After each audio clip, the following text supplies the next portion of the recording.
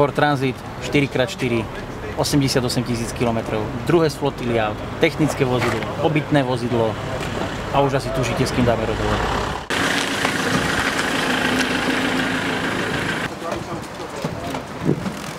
Ako sme tušili, je to Slovnaft tým, Števa Svitka, ahoj. Ahoj. Ahoj Zlatoš. Rozrastol sa tým, pozeráme, máme dve autá, Fiat Ducato, Ford Transit 4-kolku. Aká cesta vás teraz čaká? Teraz ideme dlhé hory, všetko techniku zaviesť, takže 1500 km z Bratislavy, no keď pôjdeme tak 1800. Až domov?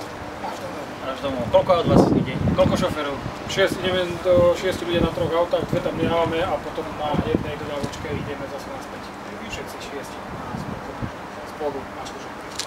Áno, to som pochopil. Ako riešite únavu po ceste? Na čo si najviac dávate bacha? Na tieto, na snehové jazyky. Po Francúzsku? Ale nie, keď sme možno dvakrát po sebe pred 2 rokmi išli, tak vždy sme chytili dáš, tak kalamitu, že bola aj diaľnica trošku pozastavená, takže žiadna sranda. Čo máte, zimné gumy obrté? Máme zimné.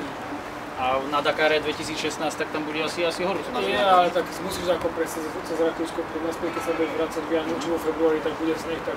A ty šoferuješ jedno z tých aut? Nie, Zlatoš, obidve auta šoferuje Zlatoš? Tak tým Slovnaft, tým Števa Svitka na Dakare bude mať obytné auto, bude mať servisné auto, obytné auto šoferuje Maroš, tak? Zlatoš bude šoferovať servisné auto, no a Števo bude šoferovať motorku, to nám je asi všetkým jasné. Jak to býva na tom Dakare, keď ty si jazdíš svoje, tak chalani musia absolvovať akú energiu, čo musia všetko urobiť, aby sa dostali do cieľa k tebe? Tak ja mám, dajme tomu, 700-800 km po púšti a oni idú tie kilometre skoro tie isté, o trošičku menej po asfaltovej ceste. Zlatoš, takže pohoda, hovoríš? Ako keď. Koľko je to maximálne kilometrov za deň, čo musíš? Je tak ono tam rozdelené od 300 aj 1000 km, to je rôzne. Či ty musíš pobaliť, urobiť 1000 km, Zlatoš je aj servisak Števa Svitka, dávam dokopy motorku, čiže to funguje asi takto, že ty opravíš motorku, idete spať, ráno vstávate, Števo odchádza na štart, vy balíte, prechádzaš tých 1000 km, rozbalíš a čakáš na Števa?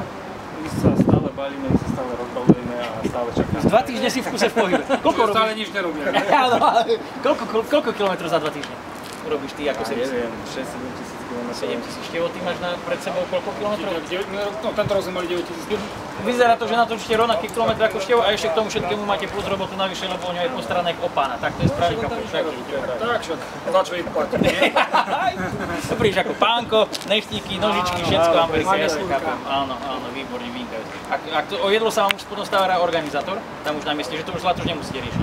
Kávy musíme stále robiť čo náročné. Máš špeciálku nejakú? Kávu? Jasné, teraz si kúpil špeciálnu kávu. Akože 2 cukre, mliečko, pomiešať doprava. Pikolko s mliečkom a trošku cukru.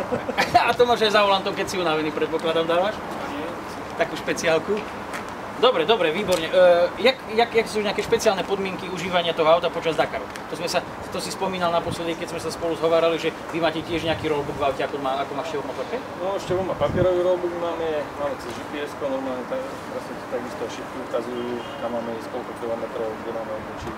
Vy sa stretávate počas tej trati? Asi nie. Nedokážeš niekde v strede trati si ho pozrieť, že... Aj by sme sa mohli, ale ja mám dosť toho, keď ich stretneš, však aj my takisto, takže aj nečakáme.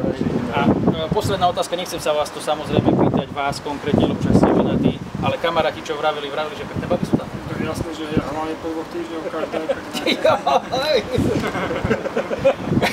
Galani, dávajte pozor dole Aure, pozor na tie škaredé snehové jazyky a na tie dáž vo Francúzsku. Hlavne bezpečnosť. Často sa striedať za volantom asi, myslím, nie? Či to zvyknete robiť? Dúfam. Keby som to zobudil vo Francúzsku.